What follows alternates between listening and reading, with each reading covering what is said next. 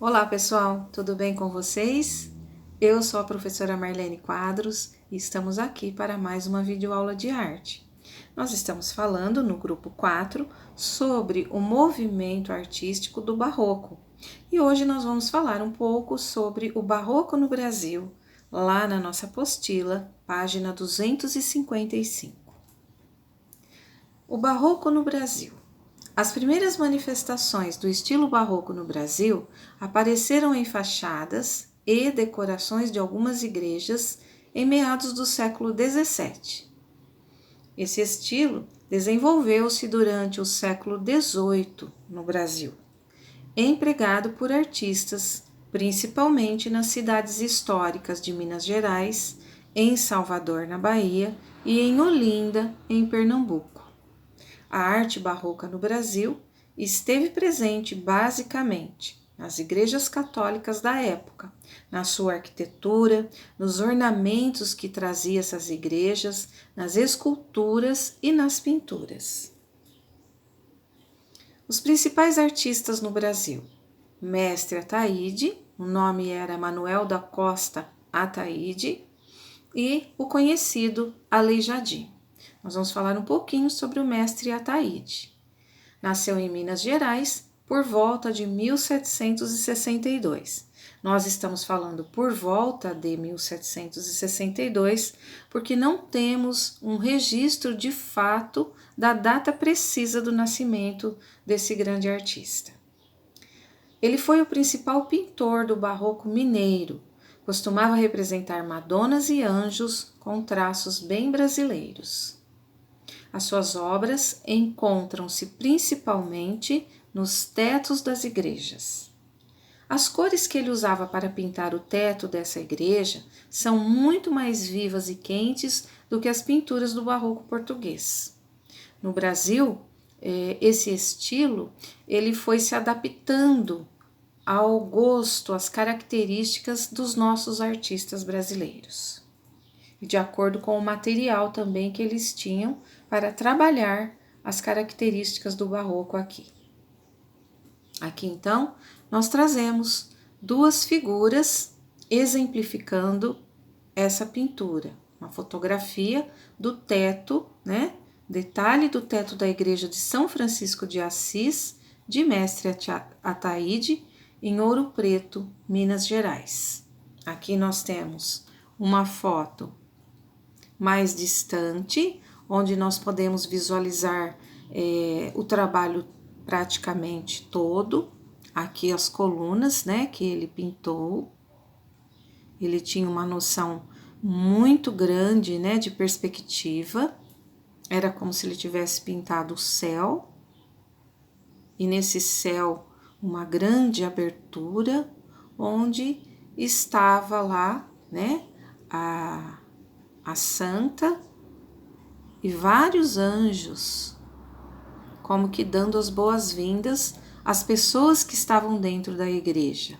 Quando elas olhavam para cima, para o teto, esse era o visual.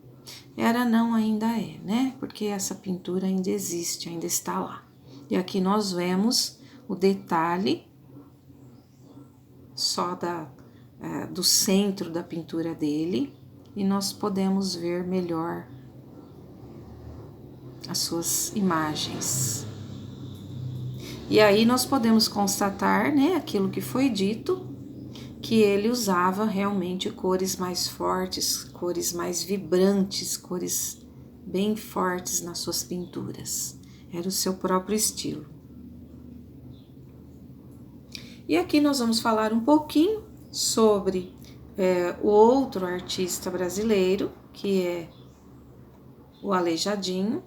O nome dele era Antônio Francisco Lisboa, e nós temos aí como a data 1730 do seu nascimento, 1814 da sua morte.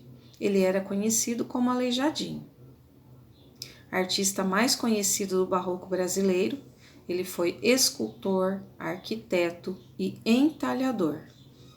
Suas obras mais famosas são o conjunto do Santuário de Bom Jesus de Matozinhos, em Congonhas do Campo, com capelas que abrigam 66 imagens esculpidas em madeira de cedro, que ele fez, que ele trabalhou de 1796 a 1799, representando os passos da Paixão de Cristo. E os 12 profetas em pedra-sabão, que ele fez também entre os anos de 1800 e 1805, que ornamentam o adro da igreja.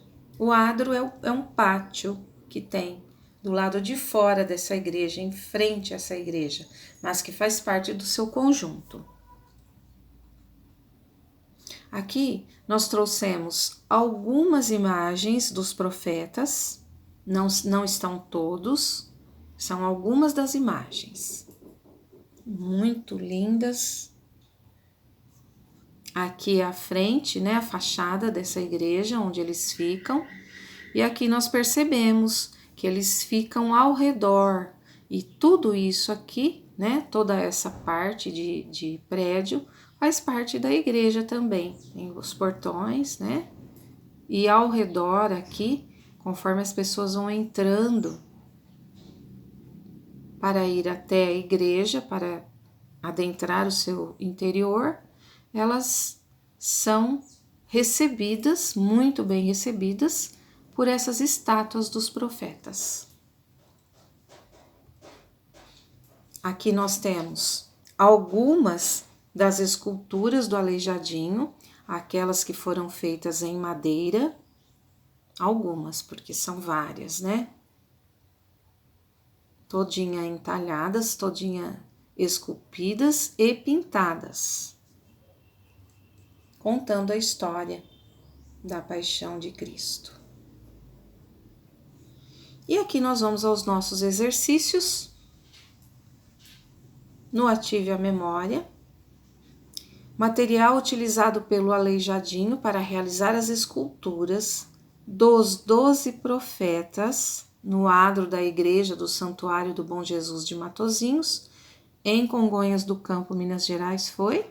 E aqui nós temos alguns itens sobre alguns materiais e vocês vão fazer a escolha da alternativa correta. Qual material que ele utilizou para fazer as esculturas dos 12 profetas. Vejam bem que ele fez várias esculturas e ele usou 2 tipos de material, tá?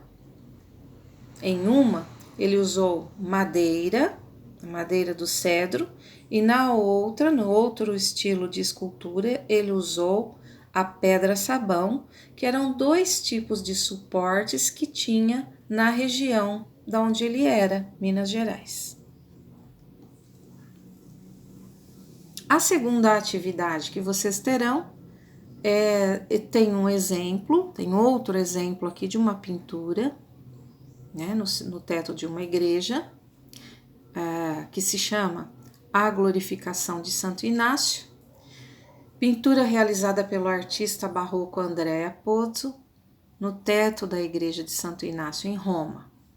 No Brasil, o mestre Ataíde também realizou pinturas nos tetos das nossas igrejas e usou cores vivas e fortes, diferentes da europeia. Algumas pessoas pintam o teto de alguns cômodos da sua residência, geralmente os quartos, para poder apreciá-los enquanto estão deitadas. Se você tivesse a oportunidade de pintar o teto do seu quarto, como você faria? O que você pintaria? Que tipo de tema você escolheria para fazer essa pintura no teto do seu quarto? Use o quadro do encarte para registrar a sua ideia. Lembre-se de usar cores fortes e vivas para deixar a pintura mais atraente. Então, lá no encarte, lá no final da nossa apostila, vocês têm uma folha e é nessa folha que vocês farão todo esse desenho, essa composição em como vocês fariam uma pintura no teto do quarto de vocês. Após terminar essa tarefa, vocês poderão entregá-las até o dia 27 de julho, a próxima segunda-feira. Identificar as folhas das tarefas, como é o nosso combinado, o nome do aluno, o nome do colégio, a data da nossa aula, dia 20/7, a disciplina que é arte e o grupo que nós estamos estudando neste momento. Fotografe e envie para o e-mail marlenefgquadros@gmail.com. Espero que vocês se divirtam muito fazendo essas tarefas, que fiquem muito bem. Um enorme beijo e até a nossa próxima aula.